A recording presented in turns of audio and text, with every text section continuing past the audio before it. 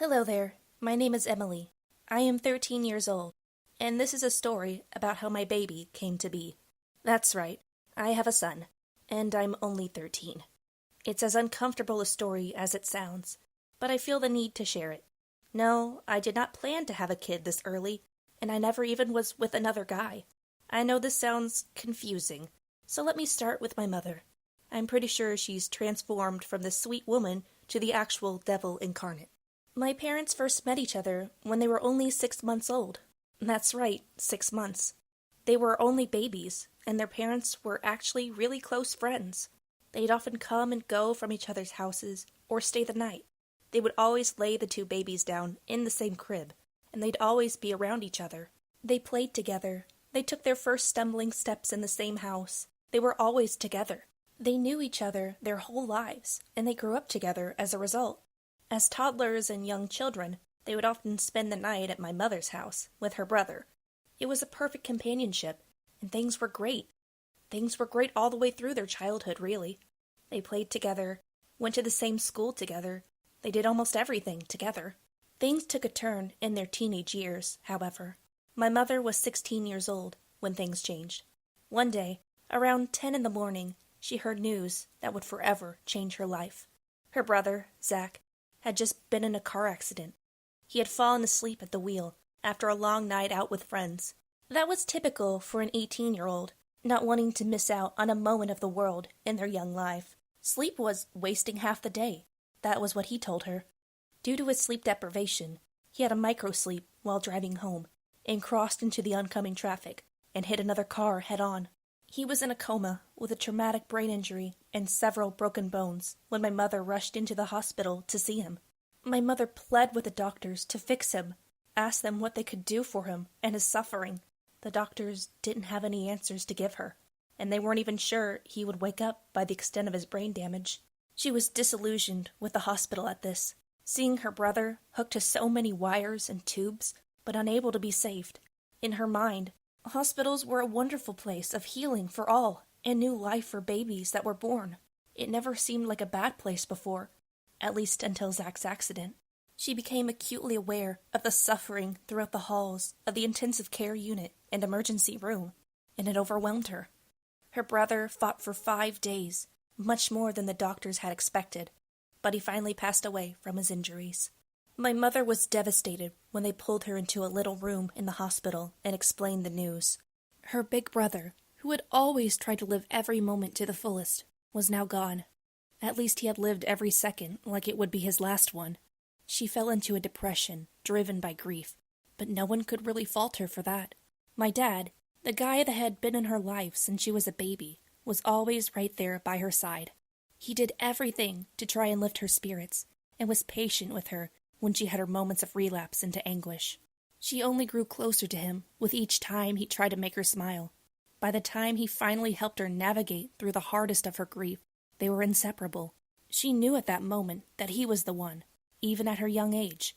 She couldn't imagine life with another man, only with him.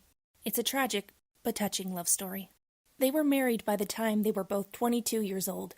They had been dating for over 4 years, and had always known they would get married, even from the first day they officially dated. My mother was full of joy and hope now, the grief from the loss of her brother no longer taking over her life. It was around 2 years later that they welcomed their first child into the world. When my mother originally found out she was pregnant, she was ecstatic. My dad was just as excited, and they both celebrated and were quick to announce it to all their friends and family. My mother had horrible morning sickness with her first child, but my dad never left her side. He was understanding through all her crazy mood swings, always running to the store, through every odd craving. He didn't even mind constantly holding her hair back in the constant smell of vomit. When she went into labor, she had a condition of high blood pressure called preeclampsia. This made the delivery a little more difficult, and they had to monitor her closely. He was there through every moment of it, though, constantly encouraging her. He held her hand through every contraction, and stayed awake all 7 hours of her labor.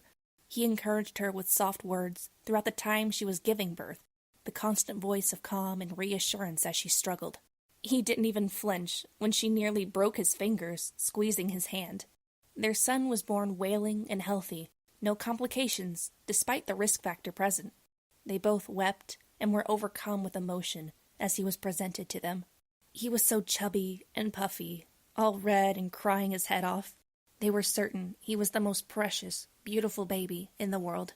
They watched this little boy grow and learn his first year with pride. They were never uncertain, despite being first-time parents, always having those paternal instincts. After that first year, my mother then found out that she was pregnant again, this time with me.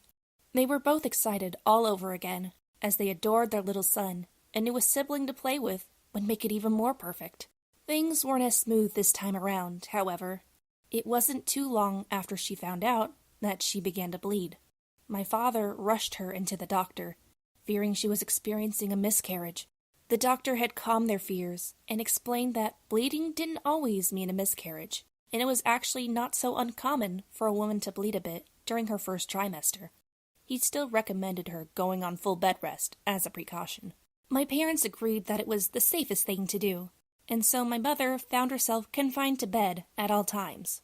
My father waited on her hand and foot, always catering to her needs, and even helping her back and forth to the bathroom. That 8 weeks was full of anxiety, fear, and was generally an emotional roller coaster for the both of them. It was the expected ups and downs of a high-risk pregnancy. Things got better in her second trimester, and the bleeding stopped. Obviously, I was born just fine, or I wouldn't be able to write this. I was healthy and happy despite everything, and my parents felt like they could breathe a sigh of relief. Their little family was perfect, and they couldn't imagine being any happier. They had a nice house, the typical white picket fence around their yard, and one of each gender of child. Life was great, and the future looked promising. Then, my brother was diagnosed with leukemia. He was only 5 when he passed away, and it changed everything. My mother was beside herself with shock, as it seemed that it had all happened so fast. One day he was playing around in the mud in the backyard. The next day he was at the doctor, being told his white blood cell count was off, and the day after that he was gone. I was only about 3 at the time, and I couldn't understand where my brother had gone. I didn't really understand what death was, and how permanent it was. I noticed that my parents seemed to change, and their attitudes seemed to change as well. My father became distant, and he wasn't as close to my mother as he used to be. My mother eventually caught him texting another woman, and a huge fight broke out between them. I was young, but I remember crying and being confused as to why Mommy and Daddy were yelling. They were even more distant after that, tensions high and their affections low. One day, my mother came back from the store and found a trail of clothing from the living room to the bedroom. When she opened the door, she found my father in bed with the neighbor woman. My mother began to scream at them while the other woman jumped out of the bed. My mother, being consumed in rage, began throwing things out of her grocery bag at the woman. The woman was pelted with apples, a bag of bread, even full cans of green beans as she fled the house. She was disgusted with my father, having another woman in their own bed while he thought she was out for the day. It wasn't too long before my mother filed for divorce, and just like that, my family split apart. All of these events, one after another, my brother's cancer, his death, my father's behavior, finding the other woman, the divorce, caused my mother to essentially snap. I'm pretty sure she lost her mind, as she became virtually psychotic. She would get so overwhelmed with the simplest of things, and begin to scream and slam her hands on the table. She would yell about how unfair life was, how she was being unfairly punished, and she would even sometimes just hold her hands over both her ears and scream, "Shut up!" even though no one was talking. I would catch her just staring at the wall sometimes, or the blank TV screen, not moving. She would just stare and stare and stare. It made me feel extremely uneasy. She was also extremely weepy, always blubbering about how she missed her little boy, and how she longed for another. She started doing something called insemination, where she would purchase sperm that was donated, or taken from a man, and then physically having it inserted. However, she had a health condition that prevented her from giving birth on her own, so she had undergone elective sterilization.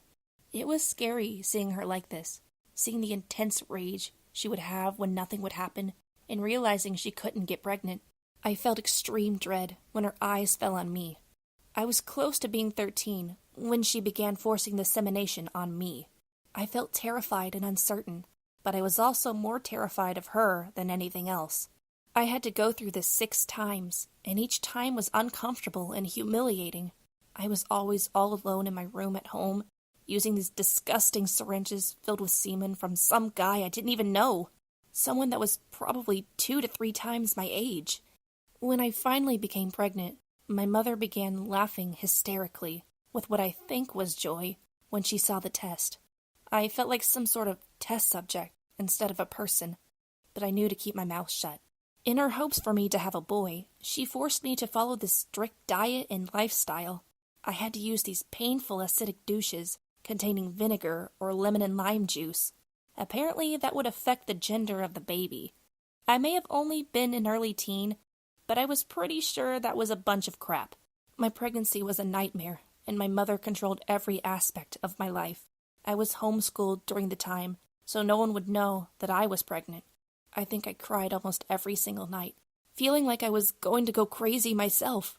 I wound up giving birth to a little boy, who was rather premature due to how badly my body had taken the pregnancy.